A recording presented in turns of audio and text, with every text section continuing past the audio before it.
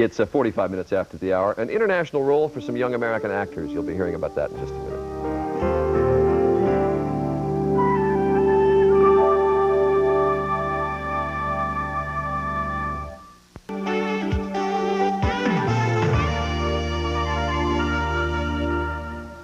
It is now 47 minutes after. 15 American actors, producers, directors, and writers are now in the Soviet Union to meet with their Russian counterparts. This Filmmakers Exchange program is sponsored by the Committee for Sane Nuclear Weapons Freeze Campaign, together one of the largest peace organizations in the United States. Standing by now in the Soviet Union are Judd Nelson, you know him from The Breakfast Club and St. Elmo's Fire, Esai Morales from La Bamba, and Kecia Evans from the Broadway shows Big River and Dreamgirls. And we welcome all of you this morning. I know Mary Stuart Masterson was also supposed to be with you, who very much got this project rolling along, and she is ill this morning. You'll give her our best. She came to all of you and said, I want you to get involved in this thing.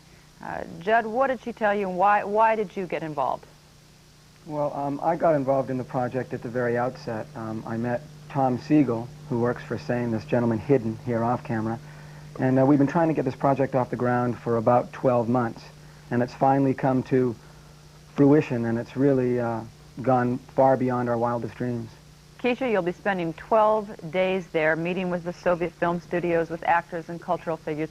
Who have you met so far? What were they like, and what have you learned? So far, what I've learned is that the Russian people are very much like us. A lot of these Cold War stereotypes that we have are really strange.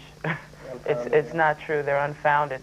These people hang out, they party, they work just like us. And I've learned, I went to a jazz jam session the other night in Moscow. That is like totally unbelievable, but that's what I did, and I sang with them. It's been really cool. I'm learning a lot. Esai, how does the reality of actually being there compare to what you thought it was going to be like? The interesting thing is that the colors, I always thought of Moscow as being a dreary place, and the colors that I was confronted by were quite alive, and basically I think it's the warmth of the people. Although there are certain stereotypes that I understand the beginnings of, but they're limited, thinking. The people may be serious or so, and you may think that they're not friendly, but they say that about New Yorkers, and I'm a New Yorker who I'm a very friendly person. Once people get to know you, they take you into their hearts, and they don't let go. They care about you very much. If you are worth caring about, if you give, they will give far much more in return. And I'm very surprised. Not really surprised because I expected to be surprised a bit, but I didn't know to what extent, and that really made me happy. Probably one of the big misconceptions then that we have about the Soviet Union. Yeah, and that's one of the things that Judd, Kecia, myself, everyone else involved is really out to try to untangle this web of what I think is our own form of propaganda by whatever years of anti-communist and anti-Soviet mentality, which really they don't deserve the kind of reactionary treatment that they get even amongst our own people. And I find that their attitude towards American is a lot more open-minded and open-hearted than ours towards them. Judd, the end result of this whole visit there of yours is going to be a video. Tell us about the video and who will see this. Where will it be shown? Okay, well, the strength of our trip is the follow-up.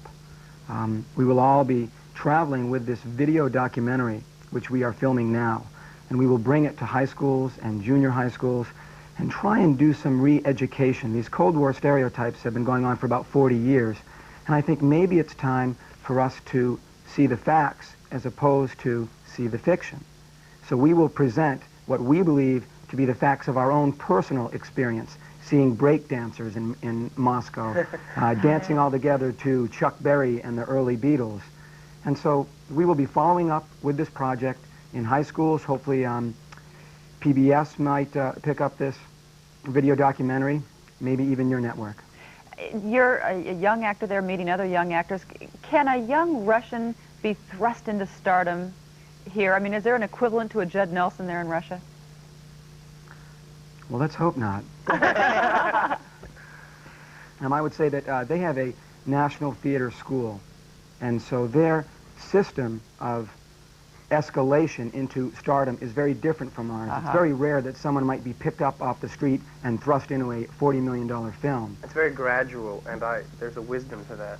And they all study the theater, and they begin in the theater, and then, if they're fortunate, work in films through the few film studios that are here. Well, it's a terrific program that you're all doing, and Kecia and Esai and Judd, thank you very much for joining us all the way from Moscow this morning. We really appreciate it. Well, thank you very much. And who's in the World Series?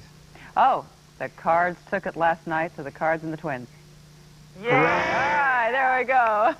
Okay. Is the football strike still on? Yeah, it is. You'll be back soon. Okay. It's okay, Kecia. Thanks all. We'll be right back in just a moment.